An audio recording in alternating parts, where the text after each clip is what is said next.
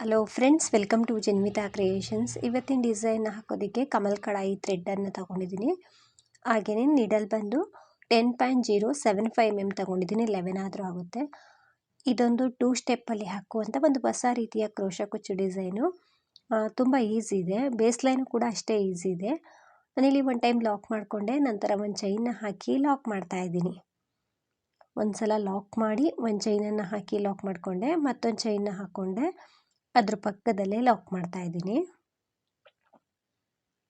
ಇದನ್ನು ನೀವು ಬ್ಯಾಕ್ ಸೈಡಿಂದನಾದರೂ ಹಾಕ್ಕೊಂಡು ಬರ್ಬೋದು ಅಥವಾ ರೈಟ್ ಸೈಡಿಂದನಾದರೂ ಹಾಕ್ಕೊಳ್ತಾ ಹೋಗ್ಬೋದು. ಲಾಕ್ ಆದಮೇಲೆ ಒಂದು ಚೈನ್ನ ಹಾಕಬೇಕು, ಅದ್ರ ಪಕ್ಕನೇ ಲಾಕ್ ಮಾಡಬೇಕು. ಅಂದರೆ ಒಂದು ಚೈನಷ್ಟು ಒಂದು ಪಾಯಿಂಟಷ್ಟು ಗ್ಯಾಪ್ ಕೊಟ್ಟು ಲಾಕ್ ಮಾಡ್ಕೊಳ್ಳಿ. ಮತ್ತೊಂದು ಚೈನ್ನ ಹಾಕ್ಕೊಳ್ಬೇಕು, ಅದೆಲ್ಲಿಗೆ ಬರುತ್ತೆ ಅಲ್ಲಿಗೆ ನೋಡಿಕೊಂಡು ಲಾಕ್ ಮಾಡಬೇಕು. ಒಂದು ಚೈನ್ನ ಹಾಕ್ಕೊಂಡೆ, ಲೇಸ್ ಮೇಲೆ ಲಾಕ್ ಮಾಡ್ತಾ ಇದ್ದೀನಿ.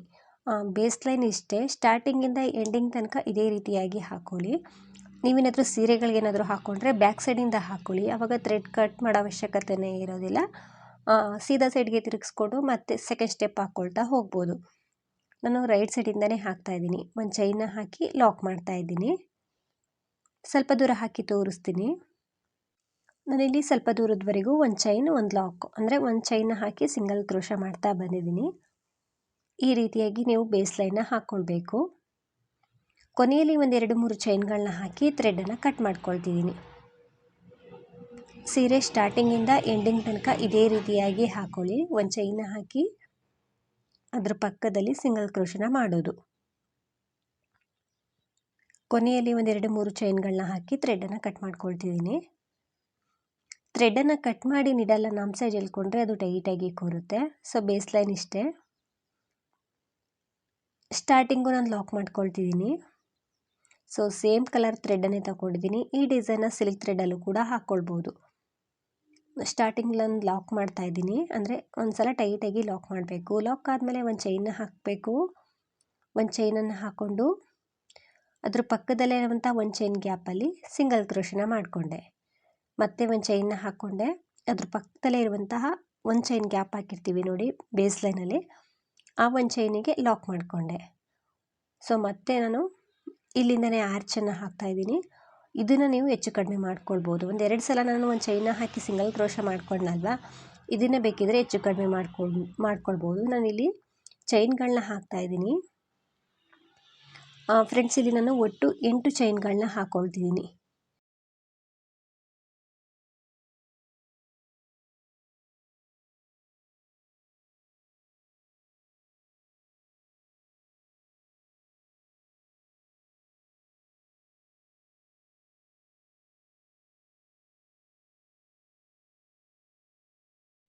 ಎಂಟು ಚೈನ್ಗಳನ್ನ ಹಾಕಿ ಇಲ್ಲಿ ನಾನು 1, 2, 3, 4 ಅಂದರೆ 5ನೇ ಚೈನ್, ಒಂದು ಚೈನ್ ಗ್ಯಾಪ್ ಇರುತ್ತಲ್ವ, 5ನೇ ಹೋಲ್ ಗ್ಯಾಪಿಗೆ ಲಾಕ್ ಮಾಡಿಕೊಂಡೆ. ಈ ರೀತಿ ಕಾಣಿಸುತ್ತೆ. ನಂತರ 2 ಚೈನ್ನ ಹಾಕ್ಕೊಳ್ತೀನಿ. ಲಾಕ್ ಆದಮೇಲೆ 2 ಚೈನ್ನ ಹಾಕ್ತಾಯಿದ್ದೀನಿ.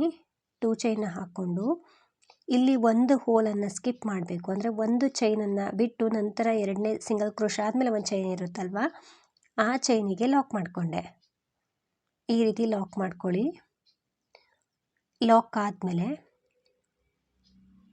ಇದು ಹೋಲ್ ಗ್ಯಾಪ್ ಏನಿದೆ ಫ್ರೆಂಡ್ಸ್, ಇದನ್ನು ನೀವು ಚಿಕ್ಕದು ದೊಡ್ಡದು ಮಾಡ್ಕೊಳ್ಬೋದು. ನಾನು 8 ಚೈನನ್ನು ಹಾಕಿ ಲಾಕ್ ಮಾಡಿಕೊಂಡೆ. ಬೇಕಿದ್ದರೆ 10 ಚೈನ್ಗಳವರೆಗೂ ಹಾಕ್ಕೊಳ್ಬೋದು. ಸೊ ವಿಡಿಯೋ ಪೂರ್ತಿ ನೋಡಿ, ನಿಮಗೇ ಅರ್ಥ ಆಗುತ್ತೆ. ಇವಾಗ ಲೇಸನ್ನು ನಾನು ಹಿಂದೆ ತಿರುಗಿಸ್ಕೊಂಡೆ. 2 ಚೈನ್ನ ಹಾಕಿ ಹಿಂದೆ ತಿರುಗಿಸ್ಕೊಂಡಿದ್ದೀನಿ. ನಂತರ ಸೂಜಿ ಮೇಲೆ ಥ್ರೆಡನ್ನು ಸುತ್ತಕೊಂಡು ಈ 8 ಚೈನ್ ಗ್ಯಾಪ್ ಒಳಗಡೆ ಹೋಗಿ ಥ್ರೆಡ್ನ ತಂದು ಡಬಲ್ ಕ್ರೋಶಾ ಕಂಬನ ಮಾಡ್ತಾಯಿದ್ದೀನಿ. ಸೂಜಿ ಮೇಲೆ ಥ್ರೆಡನ್ನು ಸುತ್ತಕೊಳ್ಬೇಕು. ಆ 8 ಚೈನ್ ಗ್ಯಾಪ್ ಏನಿದೆ ಅದರೊಳಗಡೆ ಹೋಗಿ ಥ್ರೆಡ್ನ ತಂದು ಡಬಲ್ ಕ್ರೋಶಾ ಕಂಬನ ಮಾಡಬೇಕು.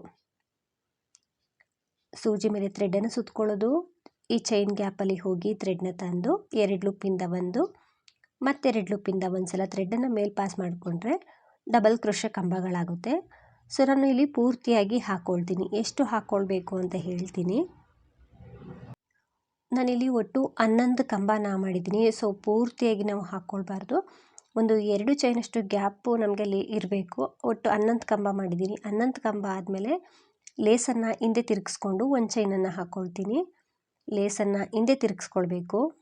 ಅಂದರೆ ನಾವಿಲ್ಲಿ ಬ್ಯಾಕ್ ಸೈಡಿಂದ ಕಂಬ ಮಾಡ್ಕೊಂಡು ಬಂದ್ವಲ್ಲ, ಮತ್ತು ಫ್ರಂಟ್ ಸೈಡ್ಗೆ ತಿರುಗಿಸ್ಕೊಳ್ಬೇಕು. ಬ್ಯಾಕ್ ಸೈಡಿಂದ ಕಂಬ ಮಾಡ್ಕೊಂಡು ಬಂದಿದ್ದು ಮತ್ತು ಇವಾಗ ಸೀದಾ ಸೈಡ್ಗೆ ತಿರುಗಿಸ್ಕೊಂಡಿದ್ದೀನಿ. ಸೀದಾ ಸೈಡ್ಗೆ ತಿರುಗಿಸ್ಕೊಂಡು ಒಂದು ಚೈನ್ನ ಹಾಕ್ಕೊಂಡು ಸೂಜಿ ಮೇಲೆ ಥ್ರೆಡನ್ನು ಸುತ್ಕೊಂಡಿದ್ದೀನಿ. ಈ ಫಸ್ಟ್ ಹೋಲ್ ಗ್ಯಾಪ್ ಒಳಗಡೆ ಹೋಗಿ ಥ್ರೆಡ್ನ ತಂದು ಸೂಜಿ ಮೇಲೆ 3 ಲೂಪ್ ಇರುತ್ತೆ, ಒಂದೇ ಸಲ ಥ್ರೆಡನ್ನು ಹೇಳ್ಕೊಳ್ತಾ ಇದ್ದೀನಿ. ಅಂದರೆ ಹಾಫ್ ಡಬಲ್ ಕ್ರೋಶನ ಮಾಡ್ತಾ ಇದ್ದೀನಿ. ಲೇಸನ್ನು ಸೀದಾ ಸೈಡ್ಗೆ ತಿರುಗಿಸ್ಕೊಂಡು ಸೂಜಿ ಮೇಲೆ ಥ್ರೆಡನ್ನು ಸುತ್ಕೊಳ್ಬೇಕು. ಸೂಜಿ ಮೇಲೆ ಥ್ರೆಡನ್ನು ಸುತ್ಕೊಂಡು ಕಂಬದ ಮೇಲೆ ನಮಗೆ ಹೋಲ್ ಗ್ಯಾಪ್ ಕಾಣಿಸುತ್ತೆ. ಆ ಹೋಲ್ ಗ್ಯಾಪ್ ನಾನಿವಾಗ ಮಾಡ್ತಾ ಇರೋದು ಸೆಕೆಂಡ್ ಹೋಲ್ ಗ್ಯಾಪಿಗೆ ನಿಡಲ್ನ ಹಾಕಿ ಥ್ರೆಡ್ನ ತಂದು ಹಾಫ್ ಡಬಲ್ ಕ್ರೋಶನ ಮಾಡ್ತಾ ಇದ್ದೀನಿ. ಸೂಜಿ ಮೇಲೆ ಥ್ರೆಡನ್ನು ಸುತ್ಕೊಳ್ಬೇಕು. ನೆಕ್ಸ್ಟ್ ಹೋಲ್ ಗ್ಯಾಪ್ ಒಳಗಡೆ ಹೋಗಿ ಥ್ರೆಡನ್ನು ತಂದು ಸೂಜಿ ಮೇಲೆ 3 ಲೂಪ್ ಇರುತ್ತೆ, ಒಂದೇ ಸಲ ನಾವು ಥ್ರೆಡನ್ನು 3ರಲ್ಲೂ ಒಂದೇ ಸಲ ಥ್ರೆಡನ್ನು ಮೇಲೆ ಪಾಸ್ ಮಾಡಿಕೊಂಡ್ರೆ ಹಾಫ್ ಡಬಲ್ ಕ್ರೋಶ ಆಗುತ್ತೆ. ಇದೇ ರೀತಿ ಎಲ್ಲ ಕಂಬದ ಮೇಲೂ ಕೂಡ ನಾವು ಹಾಫ್ ಡಬಲ್ ಕ್ರೋಶನ ಮಾಡಬೇಕು. ಸೂಜಿ ಮೇಲೆ ಥ್ರೆಡನ್ನು ಸುತ್ಕೊಳ್ಬೇಕು. ನೆಕ್ಸ್ಟ್ ಹೋಲ್ ಗ್ಯಾಪಲ್ಲಿ ನಿಡಲ್ನ ಹಾಕಿ ಥ್ರೆಡ್ನ ತಂದು ಹಾಫ್ ಡಬಲ್ ಕ್ರೋಶನ ಮಾಡ್ತಾಯಿದ್ದೀನಿ. ಎಲ್ಲ ಕಂಬದ ಮೇಲೂ ಕೂಡ ನಾವು ಹಾಫ್ ಡಬಲ್ ಕ್ರೋಶನ ಮಾಡಬೇಕು. ನಾನಿಲ್ಲಿ ಪೂರ್ತಿಯಾಗಿ ಮಾಡ್ಕೊಂಡು ಬಂದಿದ್ದೀನಿ. ಸೊ ಕೊನೆಯಲ್ಲೂ ಕೂಡ ನಾವು ಒಂದು ಹಾಫ್ ಡಬಲ್ ಕ್ರೋಶನ ಮಾಡಬೇಕು. ಅಂದರೆ ಇಲ್ಲಿ ಕೊನೆ ಲಾಕ್ ಇರುತ್ತೆ ನೋಡಿ, 8 ಚೈನ್ನ ಹಾಕಿ ಲಾಕ್ ಮಾಡಿರ್ತೀವಲ್ಲ, ಆ ಲಾಕ್ ಮೇಲೊಂದು ಹಾಫ್ ಡಬಲ್ ಕ್ರೋಶನ ಮಾಡ್ತಾಯಿದ್ದೀನಿ. ಒಟ್ಟು 12 ಹಾಫ್ ಡಬಲ್ ಕ್ರೋಶ ಬರುತ್ತೆ ನಮಗೆ ಇಲ್ಲಿ. ಲಾಕ್ ಒಳಗಡೆ ನಿಡಲ್ನ ಹಾಕಿ ಥ್ರೆಡ್ನ ತಂದು ಹಾಫ್ ಡಬಲ್ ಕ್ರೋಶ, ಒಟ್ಟು 12 ಹಾಫ್ ಡಬಲ್ ಕ್ರೋಶ ಆಯಿತು. ನಂತರ ಈ ಒಂದು ಚೈನ್ ಪಕ್ಕದಲ್ಲಿ ಒಂದು ಚೈನ್ ಗ್ಯಾಪ್ ಇರುತ್ತೆ, ಅಂದರೆ ಒಂದು ಚೈನ್ ಹಾಕಿರ್ತೀವಲ್ಲ ಬೇಸ್ ಲೈನಲ್ಲಿ, ಅಲ್ಲಿಗೆ ನಿಡಲ್ನ ಹಾಕಿ ಥ್ರೆಡ್ನ ತಂದು ಲಾಕ್ ಮಾಡಿಕೊಂಡೆ.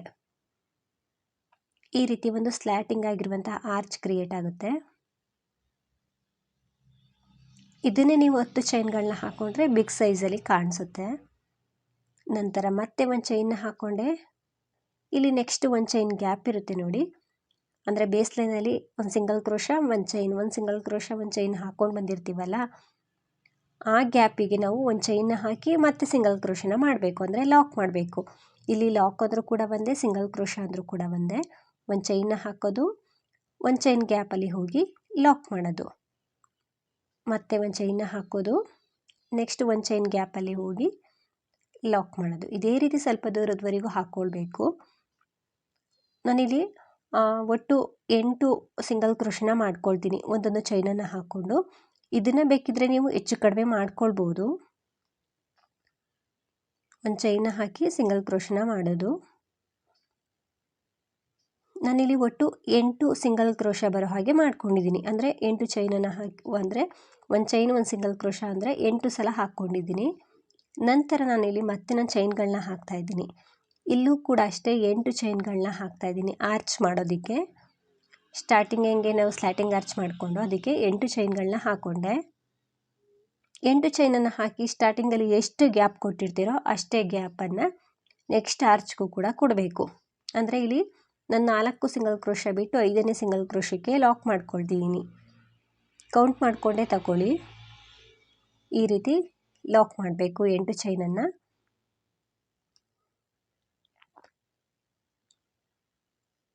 ಲಾಕ್ ಆದಮೇಲೆ ಈ ರೀತಿ ಲೂಪ್ ಕಾಣಿಸುತ್ತೆ. ಮತ್ತೆ ನಾನು 2 ಚೈನ್ ಹಾಕ್ತಾಯಿದ್ದೀನಿ.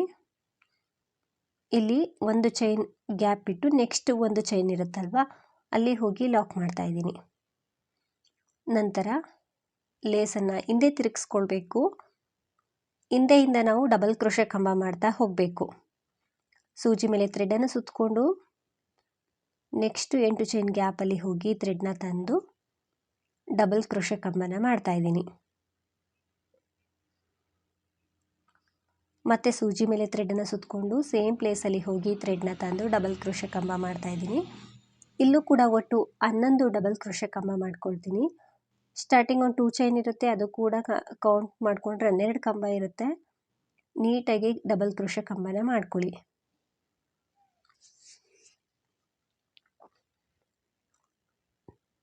ನಾನಿಲ್ಲಿ ಒಟ್ಟು 11 ಡಬಲ್ ಕ್ರೋಶೆ ಕಂಬ ಮಾಡಿದ್ದೀನಿ. ನಂತರ ಸೀದಾ ಸೈಡ್ಗೆ ತಿರುಗಿಸ್ಕೊಳ್ಬೇಕು. ನಾವು ಲೆಫ್ಟಿಂದ ಕಂಬ ಮಾಡ್ಕೊಂಡು ಬಂದಿರೋದು ಅಲ್ವಾ, ಹಾಗಾಗಿ ಸೀದಾ ಸೈಡ್ಗೆ ತಿರುಗಿಸ್ಕೊಂಡ್ಮೇಲೆ ಒಂದು ಚೈನ್ನ ಹಾಕಬೇಕು. ಒಂದು ಚೈನನ್ನು ಹಾಕಿ ಸೂಜಿ ಮೇಲೆ ಥ್ರೆಡನ್ನು ಸುತ್ತಕೊಂಡು ಹಾಫ್ ಡಬಲ್ ಕ್ರೋಶನ ಮಾಡ್ಕೊಳ್ತಾ ಇದ್ದೀನಿ. ನಾವಿಲ್ಲಿ ಫಸ್ಟ್ ಕಂಬದ ಮೇಲೆ ಹಾಫ್ ಡಬಲ್ ಕ್ರೋಶ ಅಂದರೆ ಆ ಚೈನ್ ಕೆಳಗಡೆ ಇರುವಂಥ ಹೋಲಲ್ಲ, ಪಕ್ಕದ ಹೋಲಲ್ಲಿ ಆಲ್ರೆಡಿ ಆ ಹೋಲ್ ಮೇಲೆ 2 ಚೈನ್ 1 ಚೈನ್ ಇರುತ್ತಲ್ವ, ಹಾಗಾಗಿ ಅದ್ರ ಪಕ್ಕದ ಗ್ಯಾಪಲ್ಲಿ ಹೋಗಿ ಥ್ರೆಡ್ನ ತಂದು, ಅಂದರೆ ಲಾಸ್ಟ್ ಕಂಬದ ಮೇಲೆ ಏನು ಸೀದಾ ಸೈಡ್ಗೆ ತಿರುಗಿಸ್ಕೊಂಡೆ ಫಸ್ಟ್ ಕಂಬ ಇರುತ್ತಲ್ಲ ಅದ್ರ ಮೇಲೆಲ್ಲ ಅದ್ರ ಪಕ್ಕದ ಹೋಲಲ್ಲಿ ಹಾಫ್ ಡಬಲ್ ಕ್ರೋಶನ ಮಾಡಿಕೊಂಡೆ. ಸೊ ಸ್ಟಾರ್ಟಿಂಗ್ ರೀತಿಯೇ ಇಲ್ಲೂ ಕೂಡ ನಾನು ಸೂಜಿ ಮೇಲೆ ಥ್ರೆಡನ್ನು ಸುತ್ತಕೊಂಡು ಕಂಬದ ಮೇಲೆ ಹೋಲ್ ಗ್ಯಾಪ್ ಕಾಣಿಸುತ್ತೆ, ಅದರೊಳಗಡೆ ನಿಡಲ್ನ ಹಾಕಿ ಥ್ರೆಡ್ನ ತಂದು ಹಾಫ್ ಡಬಲ್ ಕ್ರೋಶನ ಮಾಡ್ತಾಯಿದ್ದೀನಿ. ಸೊ ಪೂರ್ತಿಯಾಗಿ ಹಾಕ್ಕೊಳ್ಬೇಕು, ಯಾವುದೇ ಕಂಬವನ್ನು ಸ್ಕಿಪ್ ಮಾಡೋ ಹಾಗಿಲ್ಲ, ಎಲ್ಲ ಕಂಬದ ಮೇಲೂ ಹಾಫ್ ಡಬಲ್ ಕ್ರೋಶ ಬರಬೇಕು. ಸೊ ಕೊನೆಯಲ್ಲೂ ಕೂಡ ಲಾಕ್ ಮೇಲೆ ಒಂದ್ಸಲ ಹಾಫ್ ಡಬಲ್ ಕ್ರೋಶನ ಮಾಡಿಕೊಂಡು ಈ 1 ಚೈನ್ ಗ್ಯಾಪಲ್ಲಿ ಲಾಕ್ ಮಾಡ್ತಾ ಇದ್ದೀನಿ. ನಂತರ ಈ ರೀತಿ ಆರ್ಚ್ ಕಾಣಿಸುತ್ತೆ. ನಂತರ ನಾವು ಸ್ಟಾರ್ಟಿಂಗ್ 2 ಆರ್ಚ್ ಮಧ್ಯೆ ಎಷ್ಟು ಗ್ಯಾಪ್ ಇರುತ್ತೋ ಅಷ್ಟೇ ಗ್ಯಾಪನ್ನು ಇಲ್ಲೂ ಕೂಡ ಕೊಡಬೇಕು. ನಿಮಗೆ ಗ್ಯಾಪು ಅಂದರೆ ಸ್ಟಾರ್ಟಿಂಗ್ ಆರ್ಚು ಸೆಕೆಂಡ್ ಆರ್ಚ್ಗೂ ತುಂಬ ದೂರ ಆಯಿತು ಅಂದರೆ ನಾನು 8 ಸಲ ಸಿಂಗಲ್ ಕ್ರೋಶನ ಮಾಡ್ಕೊಂಡಿದ್ದೀನಲ್ವ, 1 ಚೈನ್ನ ಹಾಕ್ಕೊಂಡು, ಅದನ್ನು ಬೇಕಿದ್ದರೆ ಕಡಿಮೆ ಮಾಡ್ಕೊಳ್ಬೋದು. ಒಂದು 4 ಸಲ ಅಥವಾ 5 ಸಲ ಮಾಡಿಕೊಂಡ್ರೆ ಸಾಕಾಗುತ್ತೆ. ಸೊ ಇಷ್ಟೇ ಗ್ಯಾಪನ್ನು ನಾನು ಸೆಕೆಂಡ್ 1 ಆರ್ಚ್ ಆದಮೇಲೆ ಕೂಡ ಕೊಡ್ತೀನಿ. ಸೊ ಕೊನೆಯ ತನಕ ಹಾಕಿ ತೋರಿಸ್ತೀನಿ ಹೇಗೆ ಕಾಣಿಸುತ್ತೆ ಅಂತ. ಫ್ರೆಂಡ್ಸ್ ಈ ರೀತಿ ಕಾಣಿಸುತ್ತೆ. ಸೊ ನಾನು ಇಲ್ಲಿ ಕೊನೆ ಆರ್ಚಲ್ಲಿ 1 ಚೈನ್ ಜಾಸ್ತಿ ಹಾಕಿದ್ದೆ, 2 ಚೈನ್ ಜಾಸ್ತಿ ಹಾಕಿದ್ದೆ, ಅದ್ರ ಹೋಲ್ ಏನಿದೆ ಮಧ್ಯದಲ್ಲಿ ಅದು ಜಾಸ್ತಿನೇ ಕಾಣ್ತಿದೆ, ನೋಡ್ತಿರ್ಬೋದು. ಈ ರೀತಿ ಆರ್ಚ್ಗಳು ಕಾಣಿಸುತ್ತೆ. ಇದಕ್ಕೆ ನಾವು ಇಲ್ಲಿ ಮಧ್ಯದಲ್ಲಿ ಕುಚ್ಚನ್ನು ಕಟ್ಟೋದು, ಅಂದರೆ ಕುಚ್ಚು ಕಟ್ಟೋದಕ್ಕೆ ಪ್ಲೇಸ್ ಬಿಟ್ಟಿಲ್ಲ, ಬಟ್ ನಾವಿಲ್ಲಿ ಸೂಜಿ ದಾರದಿಂದ ಕುಚ್ಚನ್ನು ಕಟ್ಟಬೇಕಾಗುತ್ತೆ ಈ ಡಿಸೈನ್ಗೆ. ನಾನಿಲ್ಲಿ ಮಧ್ಯದಲ್ಲಿ ಆರ್ಚಿಗೆ ಕುಚ್ಚನ್ನು ಕಟ್ಟಿದ್ದೀನಿ, ಹೇಗೆ ಕಟ್ಟೋದಂತ ತೋರಿಸ್ಕೊಡ್ತೀನಿ. ಮೊದಲಿಗೆ ನಿಡಲ್ಗೆ ಒಂದು ಬೀಡನ್ನ ಹಾಕ್ತಾ ಇದ್ದೀನಿ. ಇದು ಬಿಗ್ ಸೈಜ್ ಬೀಡನ್ನ ತೊಗೊಂಡಿದ್ದೀನಿ, ಹಾಗೆ ನಿಡಲು ಕೂಡ ಸ್ವಲ್ಪ ಬಿಗ್ ಸೈಜ್ನೇ ತೊಗೊಂಡಿದ್ದೀನಿ. ಇಲ್ಲಿ ಕೌಂಟ್ ಮಾಡಿಕೊಂಡು ಒಂದು 5ನೇ ಕಂಬದ ಮೇಲೆ ನಾನು ಈ ರೀತಿ ನಿಡಲ್ನ ಚುಚ್ಚುತ್ತಾ ಇದ್ದೀನಿ. ಕೆಳಗಡೆಯಿಂದ ಮೇಲೆ ಬೀಡನ್ನ ಥ್ರೆಡ್ ಒಳಗಡೆ ಹಾಕ್ಕೊಂಡಿರಬೇಕು. ಕಾಟನ್ ಥ್ರೆಡ್ಡಿಂದನೇ ಹಾಕ್ತಾ ಇದ್ದೀನಿ, ಜೆರಿ ಥ್ರೆಡ್ಡಿಂದನೂ ಕೂಡ ನೀವು ಹಾಕ್ಕೊಳ್ಬೋದು. ಮತ್ತು ಬೀಡ್ ಒಳಗಡೆಯಿಂದ ಈ ಸೂಜಿನ ಪಾಸ್ ಮಾಡ್ಕೊಳ್ತಾ ಇದ್ದೀನಿ. ಈ ರೀತಿ ಪಾಸ್ ಮಾಡಿಕೊಂಡು ನಿಡಲ್ನ ಹೊರಗಡೆ ತೆಗೆದು ನಾನಿಲ್ಲಿ 2 ಭಾಗ ಮಾಡ್ಕೊಳ್ತೀನಿ ಥ್ರೆಡನ್ನು. 2 ಭಾಗ ಮಾಡಿಕೊಂಡು ಆಲ್ರೆಡಿ ಇಲ್ಲಿ ನಾನು 150 ಎಳೆ ಥ್ರೆಡನ್ನು ತಗೊಂಡಿದ್ದೀನಿ. ಫೋಲ್ಡ್ ಮಾಡಿ ಕಟ್ಟಿದಾಗ 300 ಎಳೆ ದಾರ ಆಗುತ್ತೆ. ಈ ದಾರನ ಈ ರೀತಿ ಕುಚ್ಚು ಕಟ್ಟೋದಕ್ಕೆ ಮಧ್ಯದಲ್ಲಿ ಹಾಕಿ ಗಂಟು ಹಾಕ್ಕೊಳ್ತಾ ಇದ್ದೀನಿ. ಎರಡನ್ನೂ ಕೂಡ ತುಂಬ ಸುಲಭವಾಗಿ ಕಟ್ಕೊಳ್ಳುವಂಥದ್ದು ಇದು. ಈ ರೀತಿ ಗಂಟು ಹಾಕ್ಕೊಳ್ತಾ ಇದ್ದೀನಿ. ಗಂಟು ಹಾಕಿ ಅದನ್ನು ಈ ರೀತಿ ಕೆಳಗಡೆ ಬಿಟ್ಟು ಕುಚ್ಚನ್ನು ನಾನು ಕೈಯಲ್ಲೇ ಕಟ್ತಾ ಇದ್ದೀನಿ. ಈ ರೀತಿ ಎಲ್ಲ ಥ್ರೆಡ್ಡನ್ನು ಕೂಡ ಒಂದೇ ಸಮ ಬರೋ ಹಾಗೆ ಈ ರೀತಿ ಇಟ್ಕೊಂಡು, ಇವಾಗ ಎಕ್ಸ್ಟ್ರಾ ಏನು ಥ್ರೆಡ್ ಇದೆ ಅದನ್ನು ಕಟ್ ಮಾಡ್ಕೊಳ್ಬೇಕು. ಎಕ್ಸ್ಟ್ರಾ ಥ್ರೆಡ್ಡನ್ನು ಕಟ್ ಮಾಡಿ ನಾನು ಕುಚ್ಚನ್ನು ಜೆರಿ ಥ್ರೆಡ್ಡಲ್ಲೇ ಕಟ್ಕೊಳ್ತಿದ್ದೀನಿ.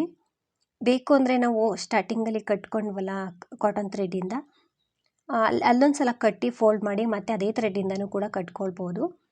ನಾನಿಲ್ಲಿ ಜೆರಿ ಥ್ರೆಡ್ಡಲ್ಲೇ ಕಟ್ತಾ ಇದ್ದೀನಿ. ಈ ರೀತಿ ಕಟ್ಟಕ್ಕೆ ಬರೋದಿಲ್ಲ ಅನ್ನೋರು ನಾರ್ಮಲ್ ಸೂಜಿ ದಾರಕ್ಕೆ ಅಂದರೆ ಸೂಜಿಗೆ ಜೆರಿ ಥ್ರೆಡ್ ಹಾಕ್ಕೊಂಡು ಕಟ್ಕೊಳ್ಬೋದು. ಒಂದು 2-3 ಸಲ ಈ ರೀತಿ ಸುತ್ತಕೊಂಡು ಹೂ ಕಟ್ಟೋ ರೀತಿ ನಾನು ಕಟ್ಕೊಳ್ತಾ ಇದ್ದೀನಿ. ಕಟ್ಟಾದಮೇಲೆ ಸ್ವಲ್ಪ ಥ್ರೆಡ್ಡನ್ನು ಕಟ್ ಮಾಡಿ 2 ಥ್ರೆಡ್ಡನ್ನು ಹಿಂದೆ ತಗೊಂಡೋಗಿ ಹಿಂದೆ ಒಂದು 2 ಸಲ ಗಂಟು ಹಾಕ್ಕೊಳ್ತೀನಿ. ಸೊ ನಾನಿಲ್ಲಿ ಸ್ವಲ್ಪನೇ ಅಲ್ವ, ಅಂದರೆ 3 ಕುಚ್ಚ ಕಟ್ಟೋದಲ್ವ, ಹಾಗಾಗಿ ಕೈಯಲ್ಲೇ ಕಟ್ಕೊಳ್ತೀನಿ. ನೀಟಾಗಿ ಒಂದು 2-3 ಸಲ ಗಂಟು ಹಾಕ್ಕೊಂಡು ಜೆರಿ ಥ್ರೆಡ್ಡನ್ನು ಕಟ್ ಮಾಡಿಕೊಂಡ್ರೆ ಈ ಕುಚ್ಚು ನೀಟಾಗಿ ಕಾಣಿಸುತ್ತೆ.